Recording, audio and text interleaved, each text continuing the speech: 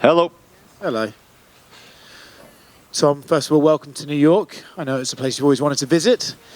At this point, does it feel like a different sort of fight week because you had little notice, or now you're here, you're doing all the media, it's just like any old week you're coming into?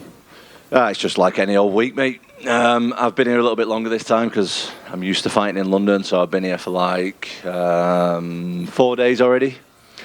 Got a little time to chill and get used to the time change and stuff, but yeah, regular fight week, mate.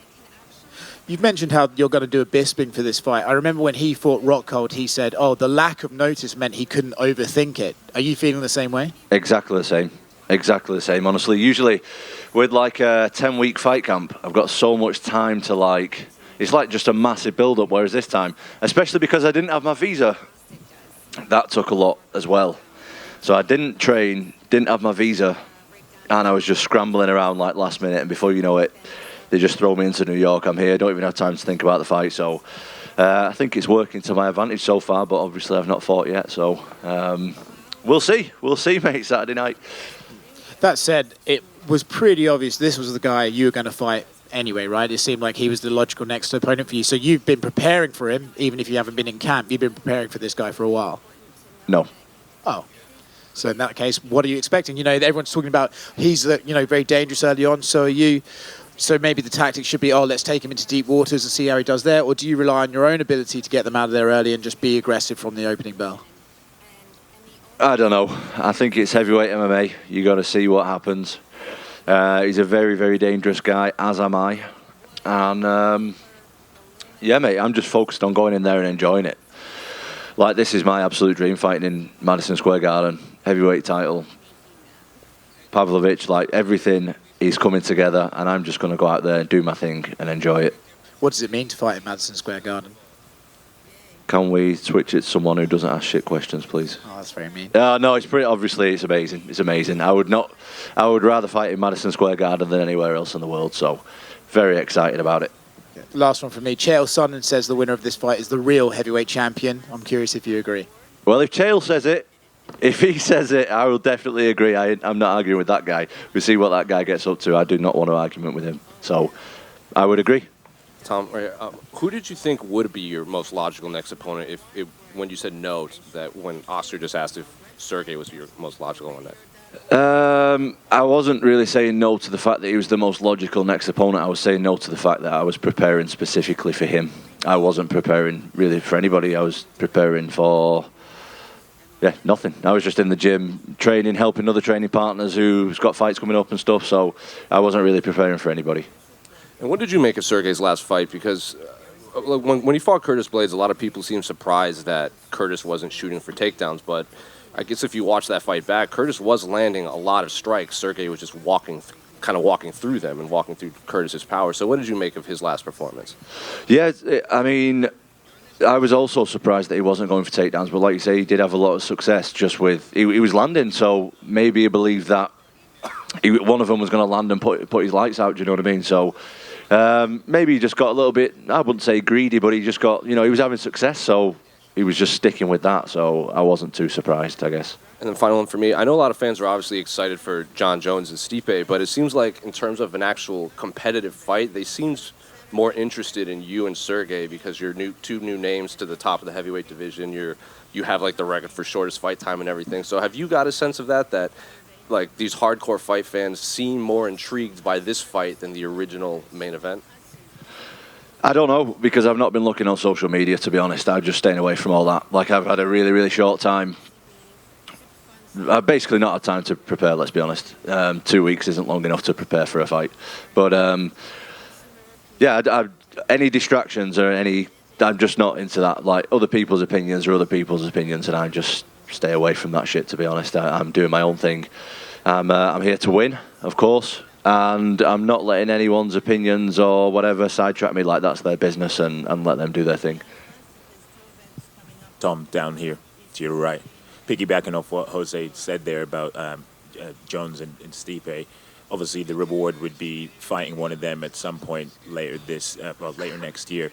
How are you putting that to the back of your mind ahead of this fight? Because I know that you've said before on record that you've wanted to fight Jones and be the first man to hand him a legitimate loss, and then obviously the prospect of fighting Stipe, who's considered the greatest heavyweight of all time, is a mouth-watering one for yourself. So how are you putting that to the back of your mind? No, it's quite easy to put it to the back of my mind, to be honest. I've got this absolutely massive Russian going to come at me on Saturday throwing absolute bombs. So if I was to think past that, that would be a little bit silly. So I'm just focused on Pavlovich right now. I'm not thinking about anything else at the moment.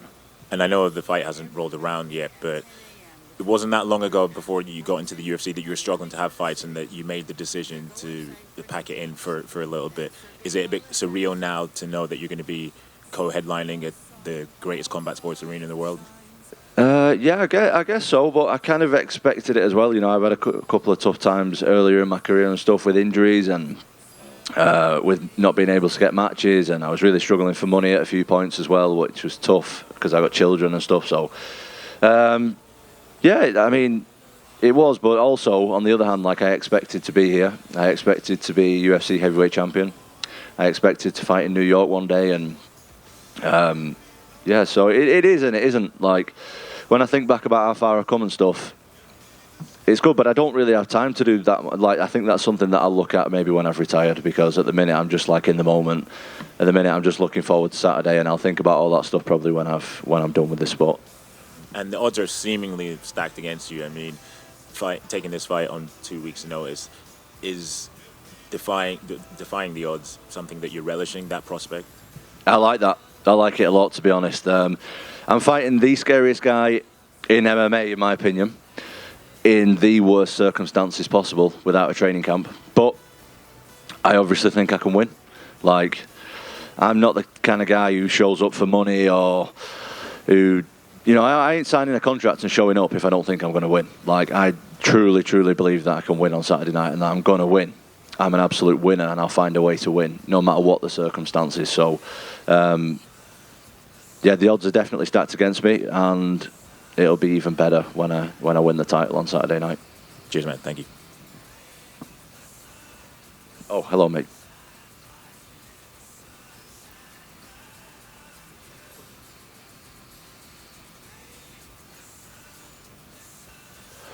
Yeah, I mean, me and Bisping is like my dear friend. I absolutely love Bisping. But before that, before we were friends, I was like a Bisping fanboy. I still am a Bisping fanboy. Like, I think what he's done for UK MMA and just MMA in general is absolutely unbelievable. Yeah, Bisping's always giving me advice. We're friends. We speak all the time. Yeah, he just tells me to just enjoy the moment. Don't let it overwhelm you. And that's what I intend on doing, because that's when I do my best work. I'm not going to go in there on Saturday, mate, and take it too serious. It's not life or death, mate. This is a sport, and I'm going to go in there and I'm going to enjoy myself. Win or lose, I'm going to enjoy myself on Saturday night, and I can't wait.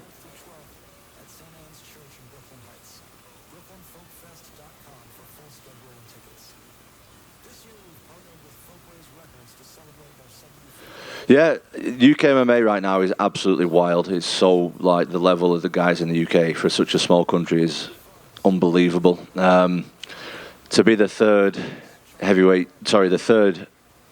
UK champion and the first UK heavyweight champion is something, yeah, that's what dreams are made of. But again, I'll think about that stuff, mate, when I've retired.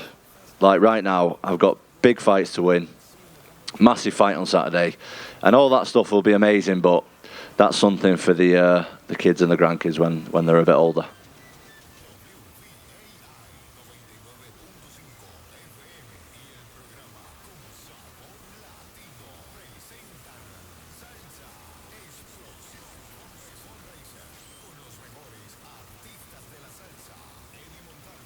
Well, that's the most important thing for me. Like, ask anybody who I've ever trained with. Like, I've trained at plenty different gyms all over the world. Obviously, I've been training, mate. I've been involved with martial arts since I was 8 years old, and I'm 30. So it's been a long time. It's been plenty gyms. It's been plenty travel. There's been a lot, and every single person in every single gym will know my father, because he's there literally every single session. Literally every session, near enough. From the time of me being 8 years old to me now being 30 years old, he's been there. So yeah, that'll mean everything to me to give him the title.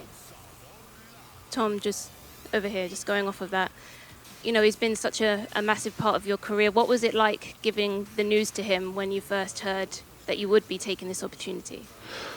Well, he actually found out last, because so the UFC called me early in the morning at like 4 a.m. I accepted the fight. And they announced it straight away, which is something that I didn't realise that they were going to do. I thought they were like going to, I don't know, leave it for a while or whatever. Maybe let me sign the contract first. But yeah, they announced it like instantly at 4 a.m. But I don't know what time it was in Vegas. But it was 4 a.m. UK time. My dad woke up at like 9 a.m. or whatever, and obviously 4 or 5 hours had passed. And the whole world knew about it, and he had no idea. So he rang me and was like, "What's this about you fighting Pavlovich like in 2 weeks?" So yeah, he was last, but. I feel like I'm ready to go. At the end of the day, it's me who's got to step in there, and if I feel ready, of course, if he turns around and says, "Listen, you shouldn't do it," I will definitely listen to that. But he didn't say that. Like he said, he was happy with it. And you have been matched up with Sergey before in the past. Obviously, they did, those fights didn't happen. Did that give any advantage in terms of obviously the short preparation that you've had? I don't know, because it was a couple of years ago now I was supposed to fight him, like the last time I was supposed to fight him, and I think we've both evolved so much, especially, I think I've improved a lot since then. I know his style and his tendencies and stuff, but the guy's straight up dangerous. I'm not even going to like beat around the bush and bullshit it. Like, the guy is really, really dangerous if you play his game, so I kind of know what to expect, but I've had a lot of fights at this point, and it doesn't always work out the way you think it's going to work out watching it on TV and then stepping in there in front of 20,000 people and millions around the world. It doesn't always work out like you imagine in your mind. So I think I know what I'm up against, but I don't really know until I step in there on Saturday. And you've never made it into the third round, so are you anticipating that this could go the distance, and how have you been preparing yourself physically for that? I don't want it to go into the third round. If I can knock him out with the first punch, I will do. Do you know what I mean? If I can take him down and submit him in 30 seconds, I definitely will do that as well. But if I've got to go 5 or 3 or whatever, like, I'm happy with that as well. Like, I'm pretty prepared. I was keeping my body in decent shape. Ideally, I would have liked 10 weeks, but I've not had that, obviously. But I'm a professional athlete and I take my job very serious, so I'm always in decent shape. And you've said in the past that there's been some aspects of your game that you haven't been able to show yet because of the short octagon time. So do you think we see a different Tom Aspinall on Saturday? Oh, there's a million things I've not had a chance to show, but on the other hand, there's probably a million things that he's not had a chance to show as well. He's got really short octagon time as well. The same as that goes for every UFC athlete, MMA athlete. Like, we get 15 minutes, 25 minutes to show everything we can do. It's not long enough. So, yeah, there's a lot of stuff there that I've got to show him. That he's never seen before, and I'm sure he's got a lot of stuff to show me that I've never seen before from him, so that's what makes this sport so exciting, I guess. Thank you. Thank you.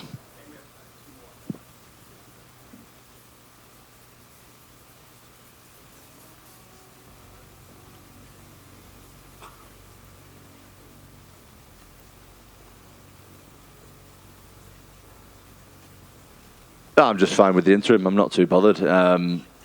It'll all work itself out, I'm sure. Jon Jones is obviously one of the best to ever do it. I would love to share the octagon with him one day. Got a lot of respect for him. Absolutely love his game. Massive fan of his. But as far as if it's for the interim title or the vacant title, doesn't really bother me too much.